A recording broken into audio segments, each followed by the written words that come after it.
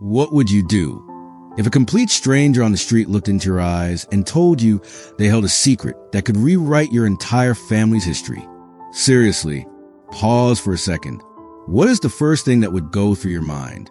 Let me know in the comments where you're watching from right now. I read every single one.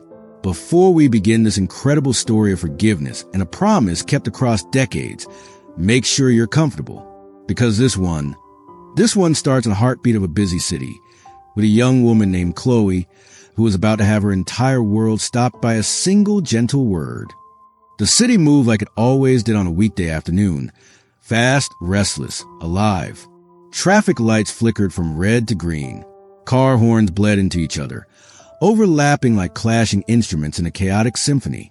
Strangers brushed past one another with their heads down, earbuds in, eyes fixed on the glowing screens in their palms. And yet, in the middle of this blur of motion stood Chloe. She wasn't in a hurry like the others. She lingered at the edge of a crosswalk, one hand clutching the strap of her bag, the other buried deep in the pocket of her coat. The crowd around her swayed like a tide, surging forward when the signal blinked white, freezing when the red hand returned. Chloe followed their rhythm, but her mind was elsewhere. Her gaze drifted upward. Between the gray towers of glass and steel, a slice of sky burned soft with the late sun. It spilled amber across the windows, turning ordinary reflections into something fragile, almost dreamlike. For a moment, the world looked gentler than it really was. She thought about how strange it was that even in a city built on speed, there were moments when time slowed. You could almost hear your own heart above the noise. And that's when it happened. From behind her came a sound that cut through the horns and footsteps. A voice, not loud, not commanding, but so unexpectedly gentle that it made her turn her head without thinking. At first, she couldn't see who it belonged to. Just a stream of strangers moving past, shoulders brushing hers, faces set in determination. But then, across the crosswalk, waiting on the opposite curb, Chloe's eyes found her, an older woman, stooped slightly, dressed in a long, faded coat that had seen many winters. Her hair was silver, but not in the polished magazine way. It was a kind of silver that told you decades had passed, each strand carrying its own story. She was looking at Chloe, not staring, looking, with eyes that didn't dart away in disinterest, but lingered as if they recognized something. It startled Chloe, because in this city, eyes didn't linger. People glanced, people scanned, people moved on. But this woman, she was different. The signal changed. The crowd surged forward. Chloe stepped out with them, carried by habit more than intention. But even as she walked, her gaze locked with the strangers. For a heartbeat, the world around her dimmed. The horn softened. The hurried feet blurred. It was just the two of them. Two souls across a painted stretch of asphalt, suspended in the space between one step and the next. And though Chloe couldn't have explained why, she felt it in her chest, like the faintest tug of thread pulling her towards something or someone. Something she didn't yet understand. The crowd carried Chloe forward, but her steps slowed. The rhythm of the city pulsed around her, heels striking pavement, the low murmur of conversations, the impatient growl of an engine waiting for the light to change. And then it cut through again. That voice, child, it wasn't sharp. It wasn't a call meant for anyone else on that street. It was soft, trembling, and yet it reached Chloe like it had traveled across years instead of just across a crosswalk. She froze mid-step, her sneakers planted on the painted stripes. The flow of bodies jostled around her, annoyed strangers brushing past, muttering under their breath. But Chloe barely noticed. The words still clung to her ears. Child. Her heart stuttered. That word didn't belong here. Not in the middle of a busy intersection. Not on the lips of a stranger she had never met. It belonged in another time. Another place. Somewhere hidden deep in her memory. Faint and fragile. Slowly, carefully, Chloe turned her head. The woman was closer now, having stepped down from the curb. Her pace was careful, almost hesitant, but her eyes, those pale, searching eyes, never wavered from Chloe. People passed between them like waves cutting across a shoreline. But still, That invisible thread held. Chloe's voice caught in her throat. She wasn't the kind of person who talked to strangers. Not here. Not when everyone else avoided it so easily. But something about the word she had heard, the way it was spoken, made silence impossible. "Were you talking to me?" she asked, her voice small, barely audible above the din. The woman gave the faintest nod. Her lips curved into the kind of smile that wasn't born from politeness, but recognition. And when she spoke again, Chloe could swear her words carried more weight than the noise of the entire city. "Yes, child. You remind me of someone." Chloe felt a shiver climb her spine. Not fear, not exactly, but something unsettling, as though the air itself had shifted around her. Someone. Her first instinct was to dismiss it. New Yorkers said strange things every day. It was part of the rhythm of survival in the city. But there was no mistaking the tone in this woman's voice. It wasn't random. It wasn't meaningless. It was deliberate. The light changed again.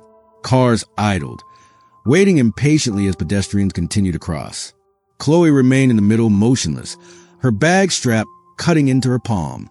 For the first time in a long while, she realized she wasn't rushing anywhere. The city's clock could keep ticking, but hers had stopped. Because here, in the middle of a painted crosswalk, a stranger's voice had found her and pulled her backward into memories she didn't even know she still carried. The crosswalk light began its impatient countdown. 10 seconds. 9. Chloe should have hurried. Everyone else was, but her feet refused. The crowd pressed forward, brushing past her shoulders, their conversations and hurried footsteps blending into one rushing tide. And yet, in that tide, the woman's gaze anchored her like a stone at the bottom of a river.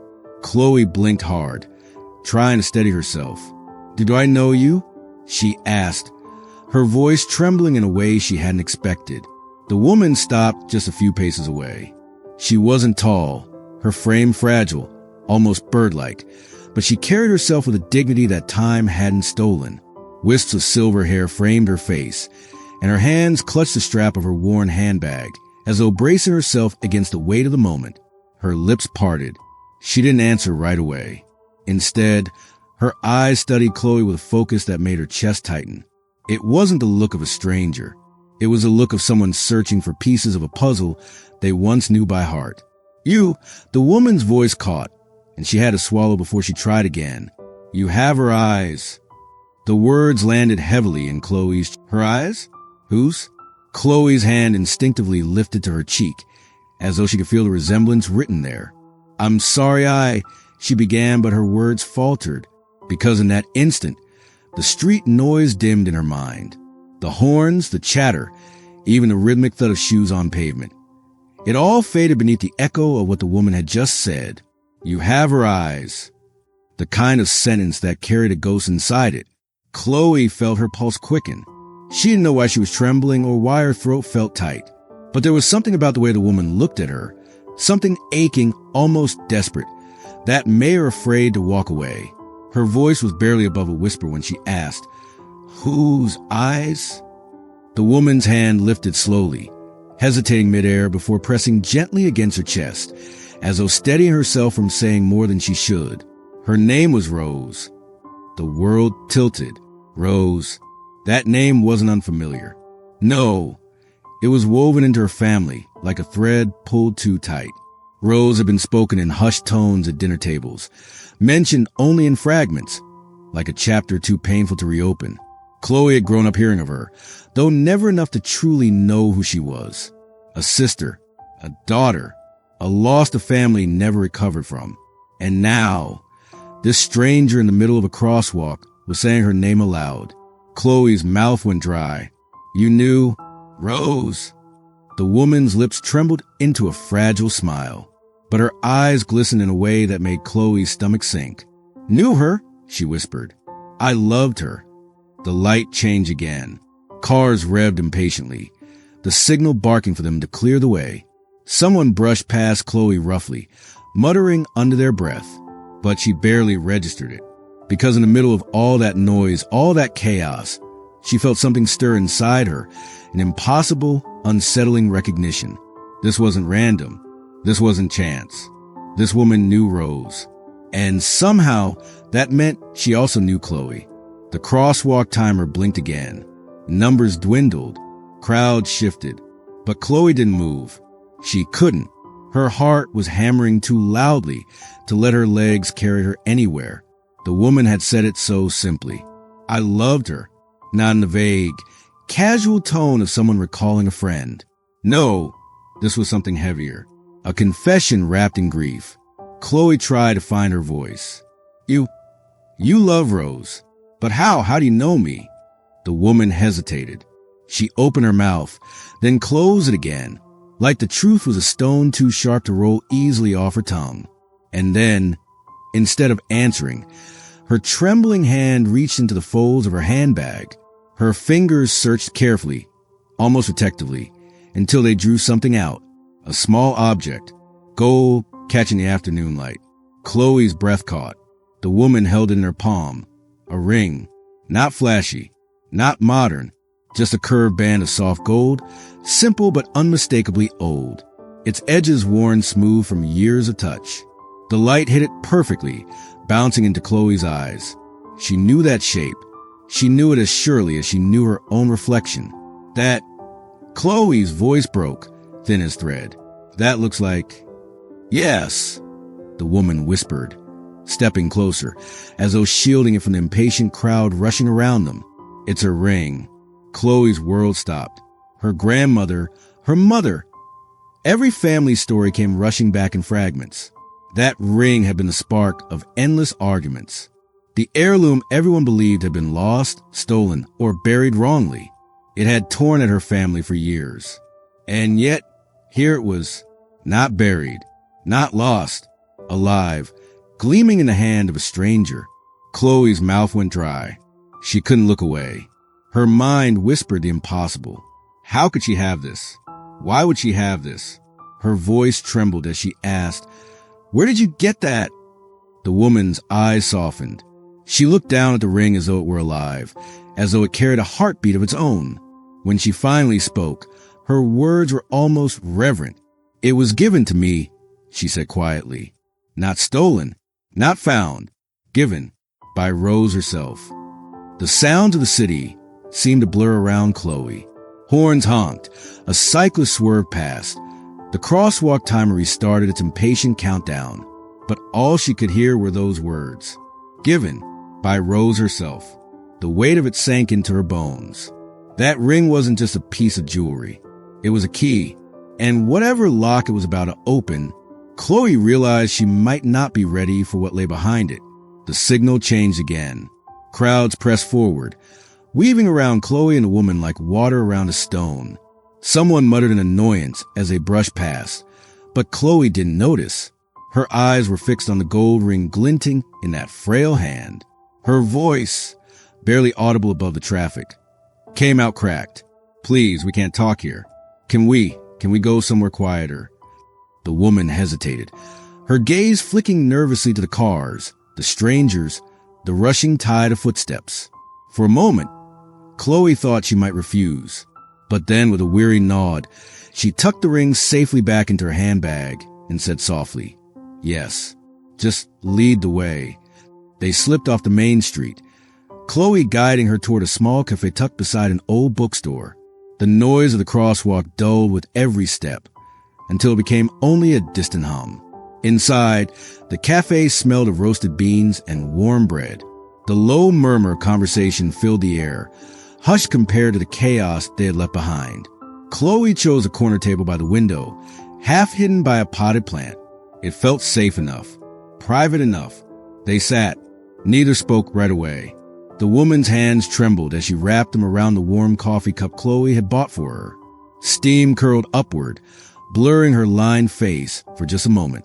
Chloe leaned forward, her voice still unsteady. "Why do you have that ring?" "My family, they fought over for years. They said it was lost, that it was gone forever. How could you?" She trailed off, overwhelmed by the tide of questions crashing through her.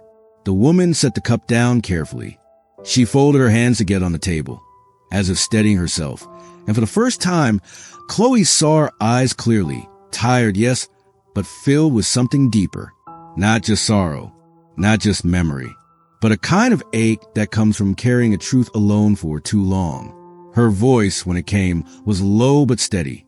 I didn't steal it, child. I never would have. Rose gave it to me herself, long before she passed. Chloe swallowed hard, her heart thundering in her ears. But why? Why you? You weren't family. The woman flinched at that word. Her gaze dropped to her lap. For a long moment she said nothing, only breathed in slow, fragile pulls of air. Then, quietly, carefully, she answered, I was family, once. The words landed like stones in Chloe's chest. Family? Her mouth opened, but no sound came out. The woman finally lifted her gaze again, her eyes shining as if the dam inside her had cracked. We were torn apart, your grandmother and I. Choices, anger, things said that could never be unsaid. And after that day, she never called me sister again. The cafe seemed to shrink around Chloe. Her breath came shallow, her pulse wild. Sister. This stranger was claiming to be Rose's sister. The revelation hung between them, heavy and fragile, like a thread stretched to breaking. And Chloe, staring into the face of this woman who was suddenly not a stranger at all, felt her world tilt. The cafe's quiet hum carried on around them. Cups clinked. A spoon stirred sugar into tea at a nearby table. Yet for Chloe, it all felt distant, like she was sealed inside a glass bubble with the woman before her. The words still echoed. Sister. Chloe's voice cracked, her throat dry. You can't just say that. My grandmother never once mentioned she had a sister. The woman flinched again, her fingers tightening around the cup until they trembled. I know, she whispered. That was the punishment. To erase me, to pretend I'd never existed. Chloe shook her head, her pulse racing. But why? What could have been so terrible that she, my grandmother, would cut you out of her life like that? The woman's breath shuddered as she lowered her gaze. For a long moment, she seemed to fight herself, caught between silence and confession. Then slowly, painfully, she began. It was the inheritance. Chloe froze. The woman's voice carried the weight of decades. Our parents, they left us the house, the land, and, of course, that ring. It was meant to stay in the family, passed from mother to daughter. Rose and I had always promised we would share everything, no matter what. But when the will was read, her voice faltered, breaking under memory. She pressed a hand to her chest, forcing the words out. I challenged it. I thought it wasn't fair. I accused her of keeping more than her share. I even accused her of lying about the will itself. And when I pressed it, when lawyers got involved, when the shouting turned cruel, her eyes shimmered with tears now. She told me to leave. She told me if I wanted the land more than I wanted her, then I could have neither. And that day, she shut the door. Forever. Chloe's chest ached at the rawness of it. This wasn't a vague story of choices and anger she had imagined. It was sharp, specific, heartbreakingly human. Money, property, betrayal, not strangers' reasons, not distant history, but family reasons, real enough to break something sacred. Chloe's voice shook. So you never spoke again? Not once. The woman blinked hard, fighting back the tears. Her whisper was almost lost beneath the cafe's murmur. I tried. Letters, birthdays, small gifts I left on her doorstep, but she never answered. Not once. To her, I had died that day. Her hands trembled as she pulled the ring gently from her bag again, placing it on the table between them. The gold caught the light, delicate and timeless. But on her last day, Chloe, she called me. She was frail, but her voice was clear. She pressed this ring into my hand and said, it was always meant to be shared. Let her know. Then she whispered, forever, Rose. The engraved words at last had meaning, revealed not through Chloe's memory, but through Eleanor's trembling confession. Chloe stared at the ring, her vision blurring. Her heart twisted at the thought of her grandmother, dying, but finally reaching out across a chasm of silence. And the woman across from her, Eleanor, looked not like a stranger anymore, but like someone broken by a wound that never healed. For the first time since they met at the crosswalk, Chloe found herself whispering the name softly, almost tenderly. Eleanor. The woman's eyes filled. She nodded once. Yes, that was my name, and I thought I'd never hear it from family lips again. The cafe air felt heavy now, as though the walls themselves leaned in to listen. Chloe's gaze never left the ring glinting faintly on the table. It wasn't just a piece of jewelry anymore. It was a story, a secret, a wound carried through generations. Her voice was fragile when it came. But I don't understand. If this ring was hers, if she gave it to you, then what did we bury with her? What ring was in her coffin? Eleanor's breath caught. She closed her eyes as if bracing for a storm. Then, with trembling fingers, she reached into her bag once more. From a small velvet pouch, she withdrew another band, duller, lighter, clearly cheaper. She placed it beside the golden heirloom, the two lying side by side like shadows of each other. A replica, she whispered. This is what you buried. Chloe's chest tightened. The difference was clear. The fake one lacked the fine craftsmanship, the warmth of real gold. And suddenly the past arguments within her family made cruel, heartbreaking sense. You mean, Chloe's voice trembled, all those years, when my mother and uncles accused each other of stealing it, when they whispered behind closed doors, blaming, resenting, her eyes widened in realization. It was never stolen?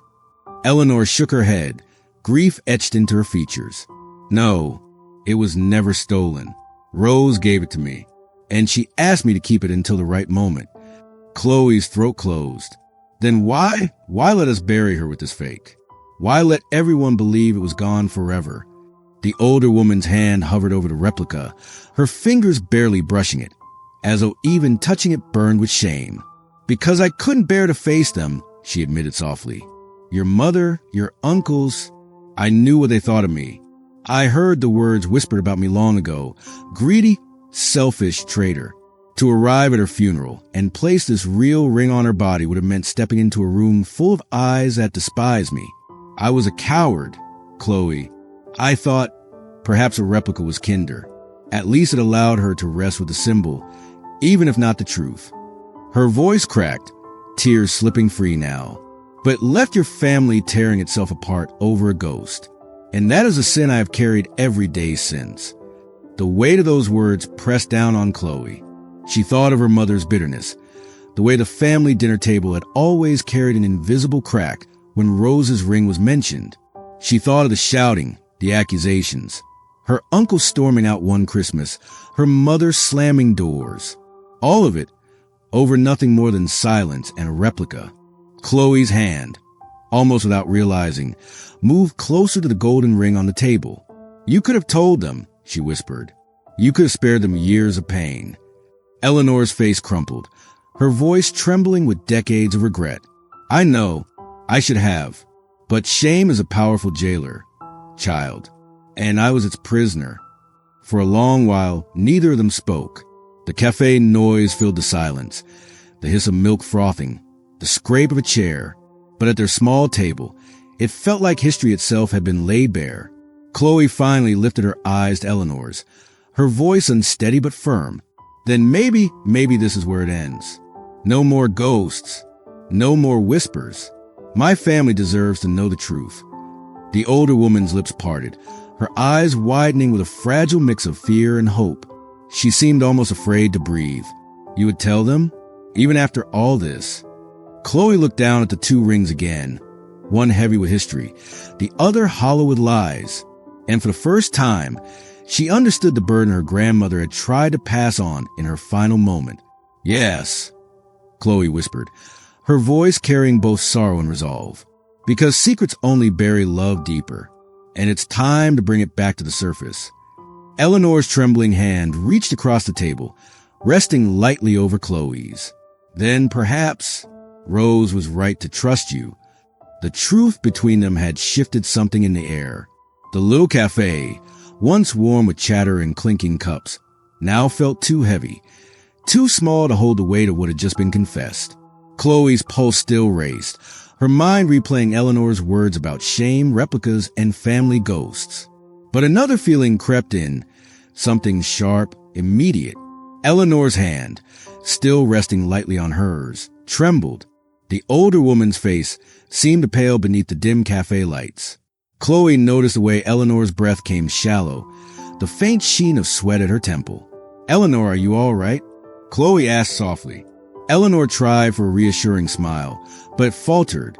She reached for her teacup, but her fingers shook too much, the porcelain rattling against the saucer. "I'm fine, child. Just the memories, they weigh heavier than I thought." But Chloe wasn't convinced. She leaned closer, lowering her voice as if afraid to break the moment. "You don't look fine." Eleanor waved a hand, stubborn. "It's nothing. I've lived long enough with ghosts. A little weakness won't finish me."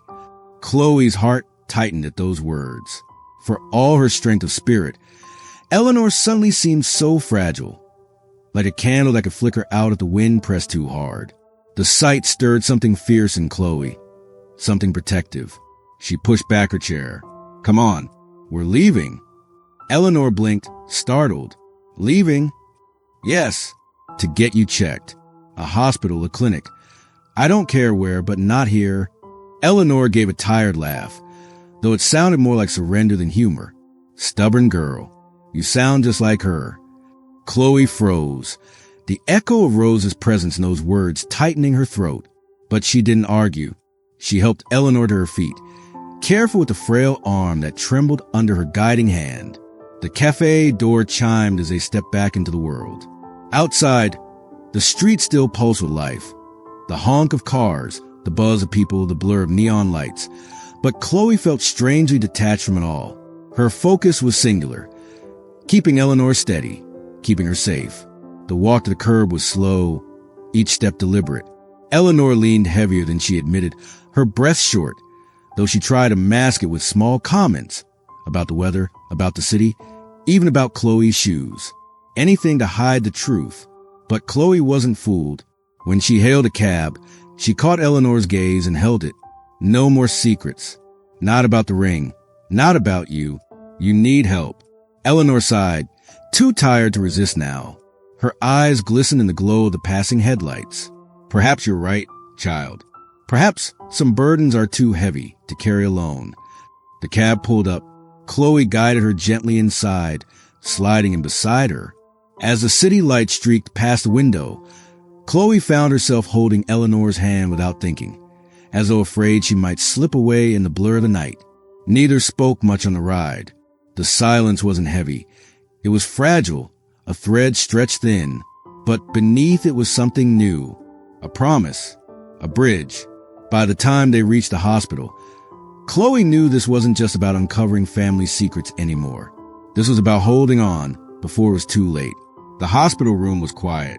Machines hummed softly, a steady reminder that time was still moving. Chloe sat by Eleanor's bed, the golden ring resting between them on the blanket. Eleanor picked it up with trembling fingers, her eyes distant.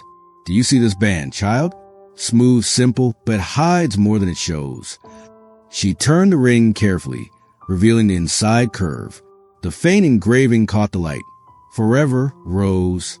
Chloe's breath caught. She hadn't known, hadn't guessed. Her throat tightened as if the words themselves reached across decades, binding past the present. Eleanor's voice cracked. "She made me that promise, even after our fight, even after everything." For a long moment, Chloe couldn't speak. She just stared at the words, small but unshakable, and felt the truth settle into her chest. The ring wasn't just gold. It was forgiveness carved in metal. Eleanor leaned back against the pillows, her breath shallow but steady. Her eyes shimmered as though she were seeing not the hospital ceiling, but the past. "We let pride ruin us," she whispered. One argument over money, and years of silence followed. "I should have gone to her. I should have said I was sorry." Chloe reached out, gently holding her hand. "She never stopped loving you," she said softly. "The engraving proves that." Tears rolled down Eleanor's cheeks. For the first time in decades, the weight of guilt began to lift. In that quiet room, Chloe realized she wasn't just holding Eleanor's hand. She was holding the fragile thread of two sisters' story, finally mended, though one of them was gone. Days later, Chloe stood once again at the same crosswalk.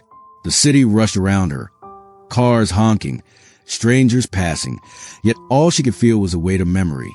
She looked down at the golden ring in her palm, its curve catching the late afternoon light. For the first time, she wasn't holding just a relic. She was holding forgiveness, a story finished. Her tears came quietly, blending with the blur of the world.